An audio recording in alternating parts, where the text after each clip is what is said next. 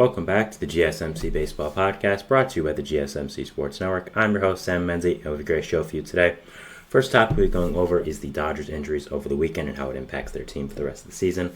The Mets' winning streak, Kyle Bradish going to the IL for the Orioles, the Phillies roster shakeup, and then the Yankees and Red Sox series. But before we do all that, I'd like to ask you to please like and follow the show. We do get a number of questions from viewers, so to ensure that your question does get read in the air, please use the link gsmcpodcast.net. It really does help the show, and it really does mean a lot, so thank you so much for that. And let's get into the show for today. All right, so as I said, we'll be talking about our first segment, which is going over, of course, the Dodgers' injuries over the weekend. So let's get into it. So if you somehow don't know, the Dodgers had significant blows over the weekend to their team, with Kohei Yoshinobu Yamamoto being out indefinitely with a torn rotator cuff and Mookie Betts fracturing his hand. So both of these are obviously very significant and impactful injuries for the Dodgers team that is looking to be one of the best teams in baseball and really does hurt their chances a lot this year. So going over Yamamoto, at first we thought this was a tricep injury. He left his start against the Kansas City Royals after 2 innings pitched, and it was reported that he had a triceps injury and that is why he left. And obviously that is still a significant injury. I'd say that's still an injury you don't take lightly, but at the same time, it's not an arm injury, and for a pitcher, an arm injury is basically life or death. So not having that was a big sign of relief for the Dodgers, but it came out eventually that it was a rotator cuff injury, which is significantly more serious for Yamamoto and is going to be something they have to monitor the entire season. Now, Dave Roberts did say that Yamamoto is out indefinitely, but was very clear in saying that he does not expect him to be out for the rest of the season. It's just he's going to be out a significant amount of time, and we don't know how long. So that obviously is a big blow to the Dodgers. Yamamoto was having a really, really great season with the Dodgers in his rookie year. Of course, signed the biggest pitching contract ever, and never had pitched an inning in the major leagues. So obviously, was a very well thought of guy around the league. So this will be something the Dodgers have to think about for the rest of the season when going over their pitching rotation and all that. So that should be interesting. After that, we have Mookie Betts. In the same series against the Kansas City Royals, he did fracture his hand after getting hit by a pitch. Every Dodgers fan, I think, knew as soon as it happened that it was pretty serious. He got hit by a pitch, and he immediately went down, started grabbing his hand, started screaming on the ground. You see the picture up there.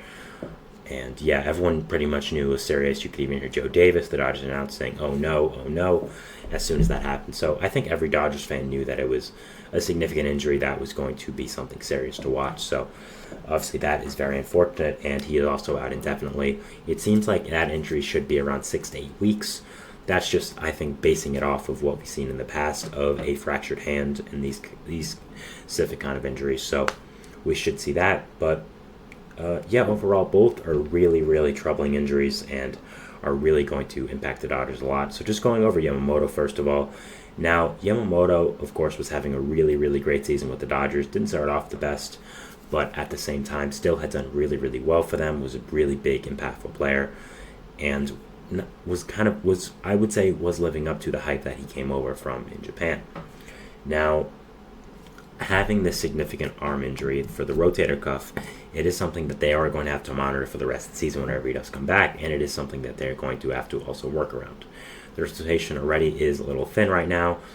You are having Bobby Miller come back soon, which should be a big positive, but other than Yamamoto, there's not anyone significant that I'd say you can really trust. Of course, you have Tyler Glasnow, who is an ace and is one of the best pitchers in baseball, but also Glasnow isn't exactly a clean bill of health himself either, having a lot of injuries in his past, mainly with the Rays, so that he's someone you always have to monitor. Clayton Kershaw, whenever he comes back, should be nice, get you up as well, but you again have Emmett Sheehan hurt, Bobby Miller hurt, so you have a lot of injuries right now with this rotation, and it's getting a little thin. You have a lot of depth. Again, Bobby Miller's coming back, Walker Buehler's there, James Paxton's there, but you're kind of running low right now, and you should have to see the consequences sooner rather than later. And yeah, it is something the Dodgers are going to have to watch this rest of the season, and it is something that really is going to affect them. So Yamamoto getting hurt, I'd say, really is something that is significant here.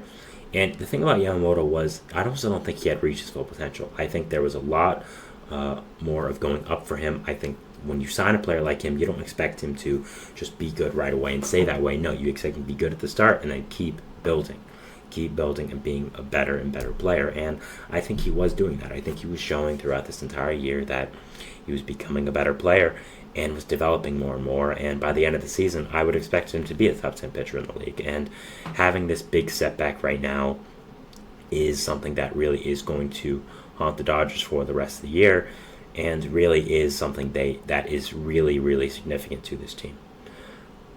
And any arm injury for a pitcher nowadays, especially this season, which is just the year of the arm injuries, you do have to monitor. You do have to take as a huge deal, as something that really is entirely significant. So, an arm injury like this is really going to affect the Dodgers, and very, very interested to see where they go here with this rotation.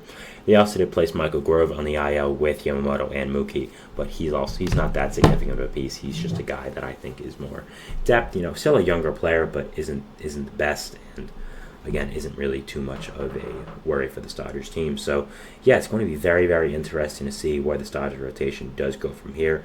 There's a lot of different ways they can go, a lot of different people they can put a lot of trust in, but right now, you really got Glasnow, Buehler, Paxton, got Gavin Stone, Landon Knack, really, some Ryan Yarborough a little bit. So as much as Glasnow's really good, Buehler was good, Paxton's okay, you're not very confident in this rotation as you once were. Again, Kershaw could come back soon, but it's 2024. Really, how effective is he going to be? I don't think he's going to be the Clayton Kershaw of the past. So that's something else to watch. But I think it's worth wondering right now if the Dodgers do look for a trade for the pitching staff. There's a lot of players available, including Garrett Crochet of the White Sox. He's one of the big pieces. Jesus Luzardo of the Miami Marlins. Also, if the Mets sell, we'll be talking about that in the next segment. You can also trade for Luis Severino or Sean Manaea. So there are a lot of options here for the Dodgers to get a pitcher. And I think at this point, with Yamamoto being out for a good amount of time and maybe even having some lingering injuries after that, I think getting a pitcher or trading for one, at least looking into it, is the right course of action for them. And it is something that I am watching for the rest of the year. Now, moving on to Mookie, this is also a obviously significant injury. I think at this point, Mookie was maybe the top leader for NL MVP. He was having an amazing season, both with the bat and the glove, seamlessly making a transition to the middle infield after being an outfielder for most of his career. So that was very, very impressive with him. So, obviously a very significant injury. It seems like right now that Kevin Biggio and Johan Rojas will be playing in the middle infield for it. Biggio will be playing mainly second and third base like he has been, and it'll be Enrique Hernandez and Miguel Rojas playing shortstop, both more utility players that can fill in a hunch but aren't really guys you want to be starting. So going from the production of Mookie Betts, who is an MVP level player, to lower level bench guys in Miguel Rojas and Kike Hernandez is very significant and something that is really going to be impacted for the rest of the season. Now, I think when it comes to bench guys, both Hernandez and Rojas are upper echelon with being high level bunch guys for a good amount of years now, but they're just not guys you want starting when you're trying to win a pennant. And I think the Dodgers are going to see the effects of them playing every day sooner rather than later. So that is something I have to watch here. But you don't have many better options right now. And again, I think it'll be interesting to see, as the Dodgers, do you look for a trade here? I don't know what shortstops are really on the market.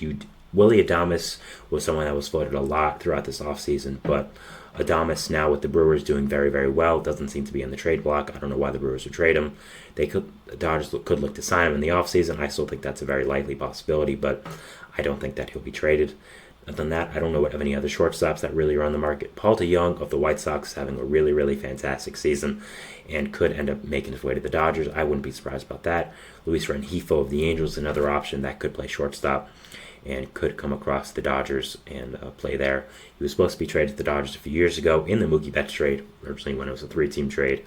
They had Jock going to the Angels back when he was there, so he could potentially fulfill his legacy in going to the Dodgers now, but that'll be something interesting as well. But I don't really know of any other top high-level shortstops that are pretty good on the market right now. I think that the Dodgers might have to look for scraps here and have to go with Kike and Rojas till Mookie's back, so it'll be really, really interesting. I mean, this Kevin Biggio trade is looking better and better now that you had this significant injury and hit to your middle infield depth.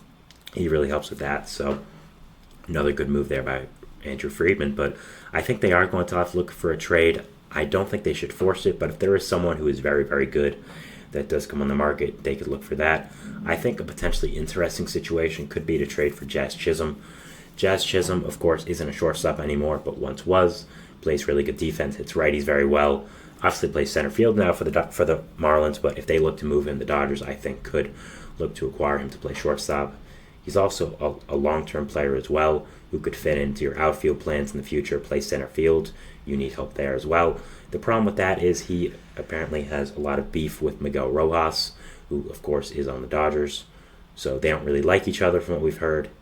Chisholm kind of thinks Rojas is a little bit of an older style player who doesn't really agree with Chisholm's way of playing the game, very electric, bat flipping, kind of high electricity, so all that. So that could be a potential roadblock there, but I'm sure if the Dodgers have their heart set on Chisholm, they could look to acquire him and would talk to Rojas about it. But that's just something that popped in my head and could potentially be a fit. But overall, it'll be very, very interesting now to see what happens with this Dodgers team. Yamamoto and Betts are both significant parts of this roster, and having them out for what looks to be a little while is going to be a significant thing for this team, something that is going to affect them for the rest of the year. There's a lot of good teams in this NL right now. Brewers are doing very well. You have the Phillies doing amazing. It'll be interesting to see if the Dodgers can keep up now. Of course, they'll have amazing talent like Shohei Ohtani, Freddie Freeman, but we're going to have to see what does happen with this rotation and this lineup now with Betts and Yamamoto out. So that was me talking about the Dodgers injuries here for our first segment. We're moving into our second segment, which is going to be talking about the Mets and their recent 5-game winning streak. Are also 11-4 in their last 15, 1.5 out of the wild card. We'll be going over that more in the second segment. But yeah, we'll be talking about that, and we'll see you after the break. So thanks, and bye. There we go.